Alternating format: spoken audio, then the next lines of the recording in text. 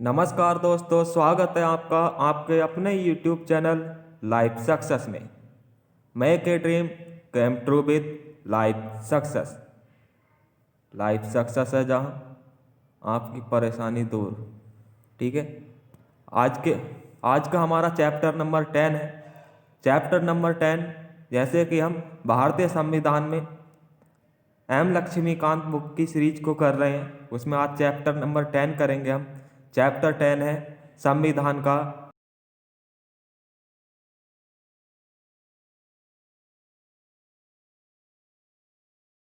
Constitution. चलिए आज के सेशन की शुरुआत करते हैं। अब देखिए, बात आती है कि संशोधन की आवश्यकता क्यों पड़ी। देखिए, सबसे पहली बात तो यह है कि जो हमारे संविधान निर्माता थे वो इतने चतुर थे कि उन्होंने पहले से ही सभी जो है प्रावधान रख दिए, जिससे कि हमें बाद में अपने संविधान की लौट बदल ना करनी पड़े, चेंज ना करना पड़े। तो पहले से ही कब, आज से 70-72 साल पहले ही उन्होंने ये प्रावधान कर दिया कि हाँ, अगर इसे बदलना पड़े तो उसके लिए भी उन्होंने एक प्रावधान कर दिया।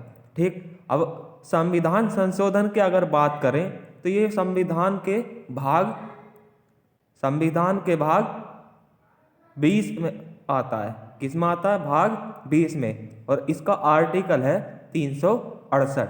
ये एक ही आर्टिकल में तीन तरह के संशोधन आते हैं, तीनों होते हैं। तो चलिए देखते हैं चैप्टर में क्या है। किसी अन्य लिखित संविधान के समान भारतीय संविधान में परिस्थिति एवं आवश्यकताओं के अनुरूप उसे संशोधन करने की व्यवस्था है। वो तो हमने जान लिया। ठीक। हालांकि इसकी संशोधन प्रक्रिया ब्रिटेन के समान आसान नहीं है, अमेरिका के समान कठिन नहीं है, और दूसरे शब्दों में भारतीय संविधान न तो लचीला है न कठोर है, यह भी कैसा है? दोनों का मिश्रण है। अब देखिए, ब्रिटेन में जितना आसान है, क्यों? क्योंकि वहां पे कोई प्रावधान नहीं है। वहां पर हाँ, राजा ने कह दिया, हाँ, किंग ने बोल दिया ये चीज चेंज कर दो तो चेंज हो जाएगी। अब अमेरिका में इतना कठिन क्यों है? क्योंकि अमेरिका में राज्यों का अपना अलग वर्चस्व है और केंद्र का अपना अलग। तो वहां पे बहुत कठिन प्रक्रिया है।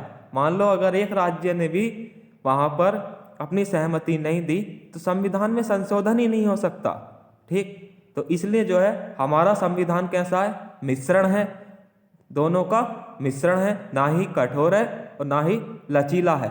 वैसे ही संशोधन के लिए ना इतना आसान है संशोधन करना और ना ही इतना कठिन है। ठीक। संविधान के भाग 20 के अनुच्छेद 368 में संसद को संविधान एवं इसकी व्यवस्था में संशोधन की शक्ति दी गई है। किसे है ये शक्ति? संसद को। कितने भाग में? भाग 20 अनुच्छेद 368 में। ठीक। यह प्रावधान करता है कि संसद अपनी संवैधानिक शक्ति का प्रयोग करते हुए इस संविधान के किसी उपबंध का परिवर्तन या निरासन के रूप में संशोधित कर सकता है। कौन प्रावधान करता है? ये करता है हमारा भारतीय संविधान का भाग 20 का अनुच्छेद 368। ठीक। अब संसद उन व्यवस्थाओं को संशोधित नहीं कर सकती जो कि संविधान के मूल ढांचे में है। इस चीज का कब क्लियर हुआ? ये उच्चतम न्यायालय ने एक केशवानंद विवाह भारती मामला आया था। कब? 1973 में। ठीक। तब ये जो है क्लियर किया किसने? उच्च न्यायालय ने, कि संविधान के मूल ढांचे में संशोधन नहीं हो सकता। ठीक है। अब संशोधन प्रक्रिया को देखें तो संशोधन प्रक्रिया क्या क्या होती है हमारे यहाँ, किस तरीके से होती है, उसके बारे में जानेंगे हम। तो 368 में जो है सभी तरीकों का उल्लेख किया गया है। अब देखते हैं क्या क्या उल्लेख है। संविधान के संशोधन का आरंभ संसद के किसी सदन में इस प्रयोजन के लिए विधेयक पुनः स्थापित किया जाएगा और विधानमंडल में नहीं। देखिए, कोई भी ये जो कहने की कोशिश कह रहा है कि संविधान में अगर कोई भी संशोधन होगा, ठीक, तो उसका जो है जो विधेयक होगा वो पुनः स्थापित किया जाएगा कहाँ? संसद के किसी भी सदन में। संसद के कितने सदन है?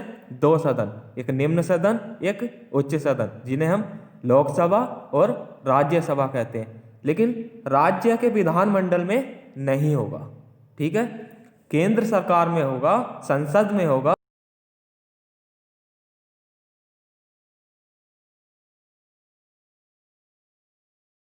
द्वारा पुनः स्थापित किया जाएगा। इसके लिए राष्ट्रपति की पूर्व स्वीकृति आवश्यक नहीं है।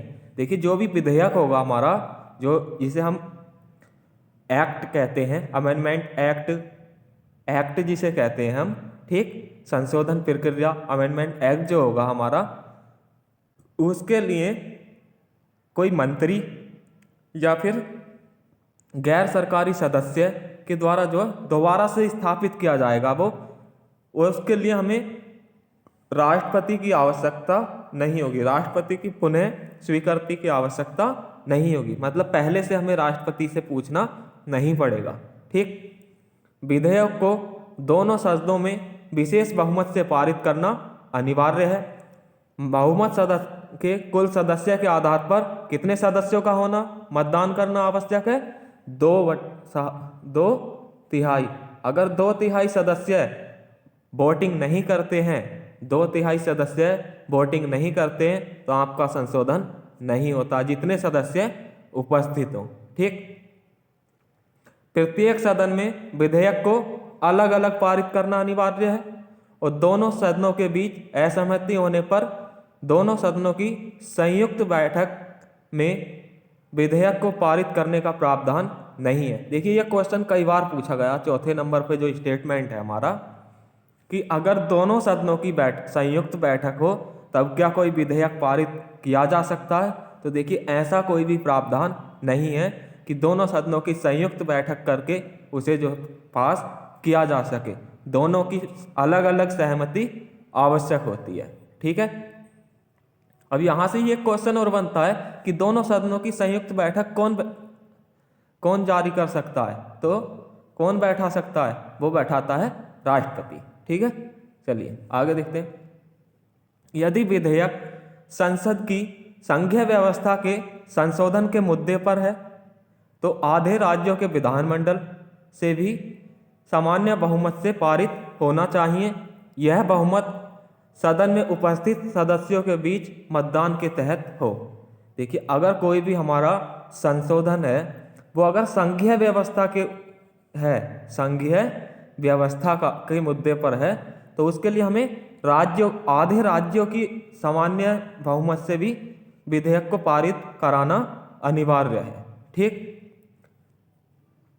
सदन के दोनों सदनों में पारित होने एवं विधानमंडल की संतुष्टि के बाद जहां आवश्यक हो फिर राष्ट्रपति के पास सहमति के लिए भेजा जा सकता है।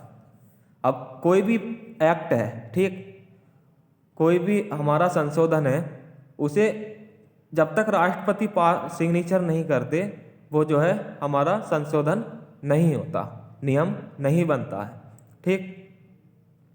तो दोनों सदनों में पास होने के बाद फिर उसके बाद में उसे राष्ट्रपति के द्वारा पास भेजा जाता है और राष्ट्रपति विधेयक को सहमति देंगे, न तो अपने विधेयक को अपने पास रख सकते हैं और ना ही संसद के पास पुनर्विचार के लिए भेज सकते हैं। ये जो ये चीज़ जो प्रावधान किया गया वो किसके द्वारा किया गया था?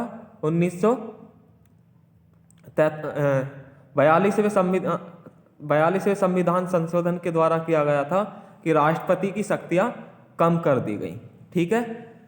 राष्ट्रपति की सहमति के बाद एक विधेयक अधिनियम बन जाता है। क्या बन जाता है? अधिनियम। संविधान संशोधन अधिनियम और संविधान में अधिनियम की तरह इसका समावेश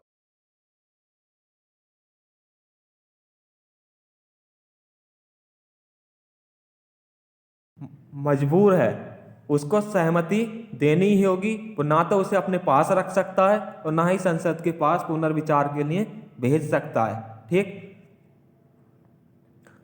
और राष्ट्रपति जैसे ही विधेयक पर हस्ताक्षर करता है अपना, वैसे ही वो क्या बन जाता है? एक अधिनियम बन जाता है। क्या बन जाता है? अधिनियम। चलिए आगे देखते हैं।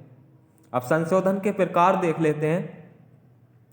तो अनुच्छेद 368 दो प्रकार के संशोधन की व्यवस्था करता है, लेकिन संविधान में 3 प्रकार के संशोधन होते हैं।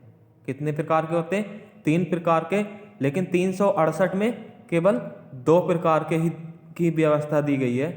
संसद के विशेष बहुमत द्वारा और आधे राज्य के साधारण बहुमत के माध्यम से संतुष्टि करता है। एक विशेष बहुमत होगा और एक साधारण बहुमत होगा। ठीक है।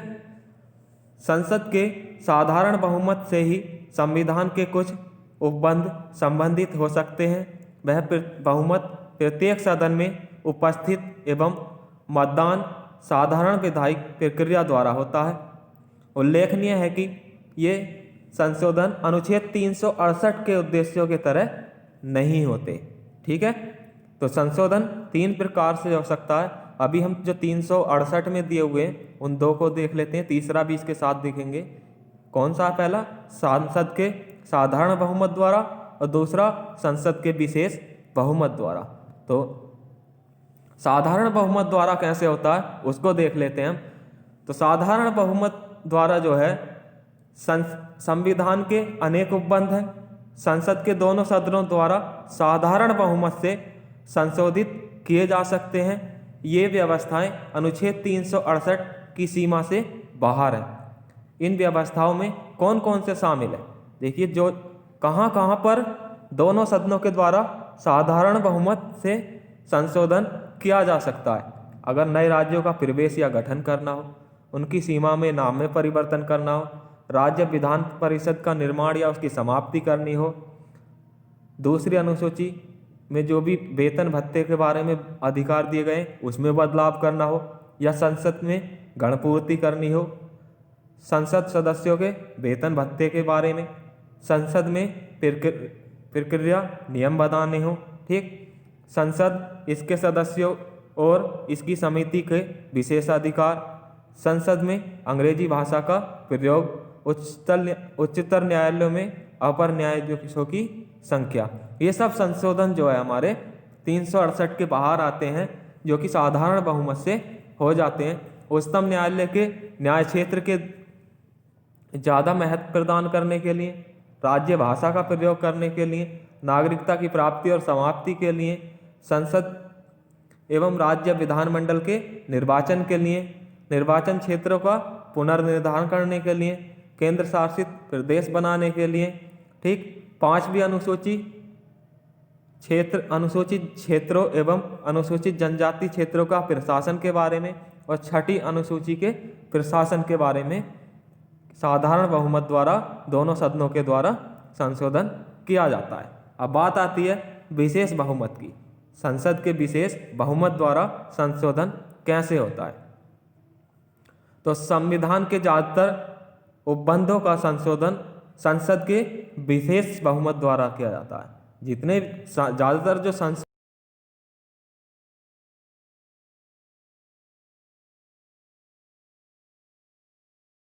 के उपस्थित मतदान करने वाले सदस्य, मतलब जितने सदस्य होंगे उसमें जो मतदान करने वाले सदस्य होंगे उसका 2/3 बहुमत आवश्यक होता है। कितना? 2/3 बहुमत आवश्यक होता है। और कुल सदस्य अभिव्यक्ति का अर्थ सदन के सदस्यों की कुल संख्या है, फिर चाहे इसमें रिक्तियां अनुपस्थित हो। जितने भी कुल सदस्य होंगे उनकी अभिव्यक्ति जो होगी, जो रिक्तियां खाली हो या भरी हो, टोटल के अनुसार होता है। ठीक है। अगर हम स्पष्ट शब्दों में कहें, विधेयक के तीसरे पठन चरण में केवल मतदान के लिए आवश्यकता होती है, परंतु पूर्ण बचाव के लिए विधेयक की सभी अवस्थाओं के संबंध में सभा में नियम में विशेष बहुमत की आवश्यकता की विशेषता भी की गई है। ठीक। इस तरह की संशोधन व्यवस्था में कौन कौन सी चीज़ें शामिल हैं? मूल अधिकार, राज्य के नीति निर्देशक तत्व, वे सभी उपबंध जो प्रथम और द्वितीय श्रेणी में संबंधित नहीं है, उन सब में जो है बदलाव किया जा सकता है। ठीक है, कौन सी? प्रथम और तृतीय श्रेणी में जो नहीं आते। ठीक है, अब नेक्स्ट तीसरे नंबर का है संसद के विशेष बहुमत एवं राज्यों की स्वीकृति। नीति के संघीय ढांचे से संबंधित संविधान के उपबंधों को संसद के विशेष बहुमत द्वारा संशोधित किया जा सकता है। इसके लिए यह भी आवश्यक है कि आधे राज्यों के विधानमंडल के साधारण बहुमत के माध्यम से उनको मंजूरी मिले। देखिए, अगर नीति के संघीय ढांचे में किसी प्रकार का संशोधन करना है, ठीक, तो उसके लिए हमें संसद के तो बहुमत चाहिए ही, विशेष बहुमत, लेकिन उसके साथ साथ राज्यों का भी साधारण बहुमत मिलना जरूरी है। कितने राज्यों का? 50%, आधे राज्यों का। ठीक, यदि कुछ बचे राज्य विधेयक पर कोई कदम नहीं उठाते हैं तो इससे कोई फर्क नहीं पड़ता है। ठीक, आधे राज्य उन्हें अपनी संतुष्टि देते हैं तो औपचारिकता पूरी हो जाती है। विधेयक को स्वीकृति देने के लिए राज्यों के लिए कोई समय सीमा निर्धारित नहीं है। ऐसा नहीं है कि आपके पास एक महीने में आपको जो है स्वीकृति देनी होगी, समय सीमा कोई निर्धारित नहीं की गई है।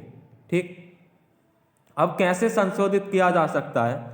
ठीक, तो जैसे राष्ट्रपति का निर्वाचन एवं इसकी प्रक्रिया, केंद्र एवं कार्यकारिणी की शक्तियों के विस्तरण, उच्चतम न्यायालय और उच्च न्यायालय, केंद्र एवं राज्य के बीच विधायिका शक्तियों का विभाजन, वस्तु और सेवा कर परिषद, 7वीं अनुसूची में संबंध कोई विषय, संसद में राज्यों के प्रतिनिधित्व, संविधान का संशोधन करने की शक्ति और इसके लिए प्रक्रिया स्वयं 368, इन सब में जो है संशोधन किया जा सकता है।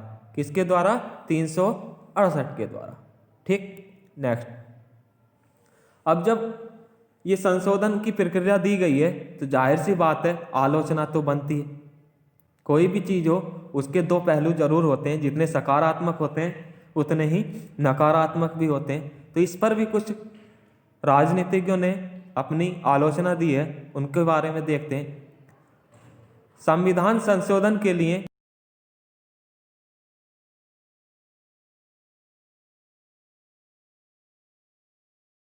बंद नहीं है। संसद की विधायी शक्ति व्यापक रूप से प्राप्त है, कुछ मामलों में राज्य विधानमंडल को भी है। ठीक है, संविधान संशोधन की शक्ति संसद में निहित है। इस तरह अमेरिका के विपरीत राज्य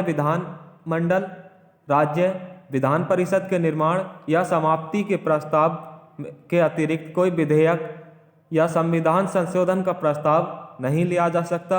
यह भी संसद इसे पारित कर सकती है या नहीं भी कर सकती, इस पर कोई कार्यवाही भी नहीं कर सकती। मान लो अगर किसी राज्य में विधान परिषद है या विधानमंडल वाला राज्य है और वहां पर किसी प्रकार का कोई संशोधन करना है तो वो तो राज्य की जिम्मेदारी होनी चाहिए ना, लेकिन यहाँ पर उल्टा है।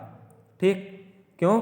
क्योंकि राज्य केवल अपनी दरख्वास्त पेश कर सकता है कि हमें ये कराना है, उस पर संसद की सहमति होगी कि उसको संशोधन करना है या नहीं करना है। संविधान के विशेष भाग को अकेले संसद ही विशेष बहुमत या साधारण बहुमत द्वारा संशोधित कर सकती है। ठीक, जबकि कुछ मामलों में राज्य विधानमंडल की संतुष्टि भी होती है, वह भी उनमें जो कि उनमें से आधे की, कितने की? आधे की, जबकि अमेरिका में 3/4 की आवश्यकता होती है। ठीक, और हमारे यहाँ पर कितने? 50% और वहाँ पर 3/4 की। ठीक है, तो ये आलोचना है। और आलोचना है संविधान के राज्य विधानमंडलों द्वारा संशोधन संबंधी मंजूरी या उसके विरुद्ध प्रस्तुत करने की समय सीमा निर्धारित नहीं की है। मान लो कोई भी संशोधन करना है, उसके विरुद्ध या उसके संबंध में कोई भी हमें याचिका दायर करनी हो या उसका कोई भी विरोध करना हो, उसकी कोई समय सीमा निर्धारित नहीं की। वह इस मुद्दे पर मौन है कि अपनी संतुष्टि के बाद क्या राज्य इसे वापस ले सकता है, इसका भी प्रावधान नहीं किया है। किसी संविधान संशोधन अधिनियम के संदर्भ में गतिरोध हो तो संसद के दोनों सदनों की संयुक्त बैठक का कोई प्रावधान नहीं है। संयुक्त बैठक का भी कोई प्रावधान नहीं है। ठीक। दूसरी तरफ एक साधारण विधेयक के मुद्दे पर संयुक्त बैठक आहूत की जाती है।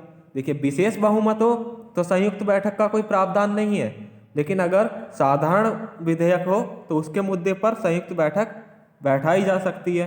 ठीक। तो ये भी एक आलोचना है। संशोधन की प्रक्रिया विधानमंडलीय प्रक्रिया के समान है। केवल विशेष बहुमत वाले मामले के अतिरिक्त संविधान संशोधन विधेयक के संसद के उसी तरह पारित किया जा सकता है जैसे साधारण विधेयक। तो ये संशोधन की जो प्रक्रिया है, विधानमंडलीय प्रक्रिया है, उसी के समान है। यहाँ पर भी क्या है, जो हमारा संविधान संशोधन विधेयक है संसद में ऐसे ही पारित हो जाता है जैसे कि साधारण विधेयक। जो विशेष बहुमत होता है वो भी साधारण बहुमत की तरह पारित हो जाता है। ठीक। संशोधन प्रक्रिया के संबंध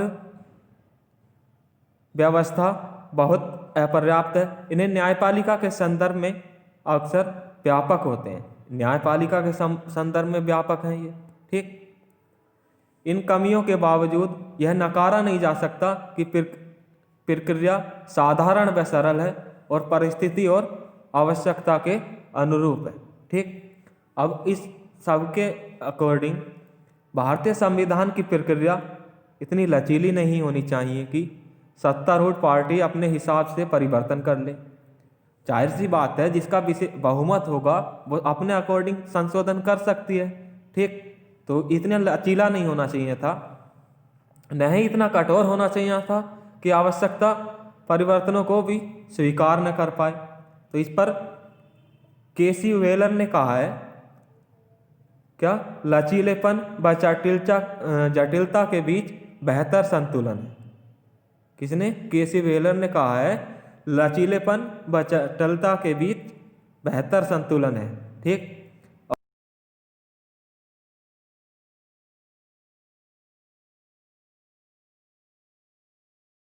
स्थायी हम इसे बना सकते हैं और संविधान में कुछ भी स्थायी नहीं है। इसमें कुछ लचीलापन होना चाहिए।